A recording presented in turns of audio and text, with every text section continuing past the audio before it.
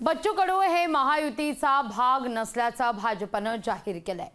अमरावतीत भाजप विरोधात दिलेला उमेदवार आणि हातकणंगलेत राजू शेट्टींना दिलेला पाठिंबा भाजपला रुचलेला नाहीये। राज ठाकरे महायुतीत सामील झालेले असताना तिथं बच्चू कडूंना महायुतीतून बाहेरचा रस्ता धरावा लागलाय।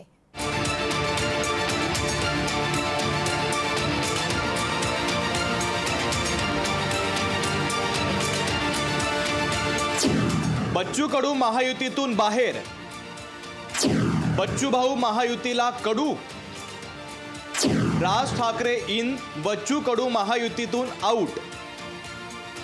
लोकसभा निवडणुकीच्या रणधुमाळीत महायुतीचा आकारही आता बदलू लागलाय। महायुतीत राज ठाकरेंचा समावेश झालेला असताना महायुतीतला बच्चू कडू हा एक भेडू कमी झालाय। बच्चू कडू लोकसभा निवडणुकीच्या आधीपासूनच वेगळा मार्ग निवडण्याच्या मानसिकतेत होते। अमरावतीमध्ये नवनीत राणांना भाजपनं उमेदवारी दिल्यानं त्यांनी दिनेश बुब यांना प्रहारच्या माध्यमातून निवडणुकीच्या रिंगणात उतरवलं। दुसरीकडे हातकणंगलेमध्ये महायुतीचा उमेदवार असताना राजू शेट्टींना पाठिंबा दिला। त्यामुळे भाजप बच्चू कडूंवर रागावली असून बच्चू कडू महायुतीसोबत नसल्याचं भाजपनं जाहीर केलंय। बच्चू कडू साहेबांनी त्यांची भूमिका ही आम्हाला कळवली होती की मी महायुती बरोबर नाही। अमरावतीमध्ये त्यांनी त्यांचा उमेदवार दिला, हातकणंगलेमध्ये त्यांनी राजू शेट्टीला पाठिंबा दिला। ह्या महायुतीच्या विरोधाच्या उमेदवारांच्या विरोधात त्यांची भूमिका होती। त्यामुळे आमच्या बाजूने बच्चू कडू हे महायुतीमध्ये नाहीत असं आमचा स्पष्ट समज आहे।